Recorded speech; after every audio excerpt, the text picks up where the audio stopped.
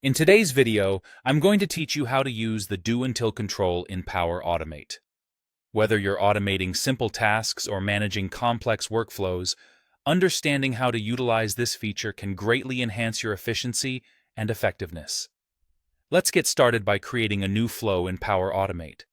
First, you'll want to navigate to Power Automate and set up a new flow. This is your starting point, the place where all your automation magic begins. Depending on what you're aiming to achieve, you'll choose a trigger that best suits your needs.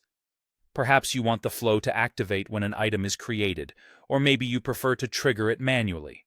The choice is yours, and it should align with your operational goals.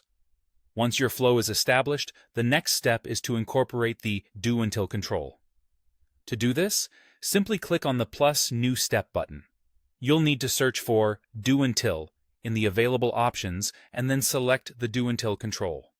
This control is essential for looping your actions and is pivotal when you want certain tasks to repeat until a specific condition is met. Now, let's delve into configuring the condition for your Do Until control. This is where you define the criteria that will stop the loop. Start by selecting a value. This will be dynamic content or an expression you want to evaluate. It's important to clearly define what you're tracking here, as this will dictate when your loop ceases to operate. Next, choose a comparison operator. You have options such as is equal to or is greater than. Pick the one that most accurately reflects your desired outcome. Finally, decide on the value to compare against. This should be specific and relevant to your process. With your condition configured, it's time to add actions inside your loop. The Do Until loop is versatile and can accommodate several actions you might want to repeat. For instance, you could add a delay action, which pauses the flow between iterations. This can be particularly useful if there are dependencies that need some time before they're ready for the next step. Another common action is the Get File content, which might be employed to check the status of a file in your process.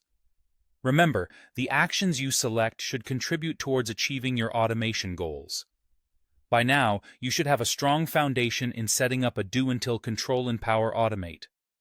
With these steps, you've not only established a flow and integrated the Do Until control, but you've also configured conditions and added meaningful actions to your loop. Power Automate's flexibility and ability to streamline operations are at your fingertips when you master these skills. Happy automating, and remember to revisit and tweak your flows as your needs evolve. I hope you found this tutorial helpful.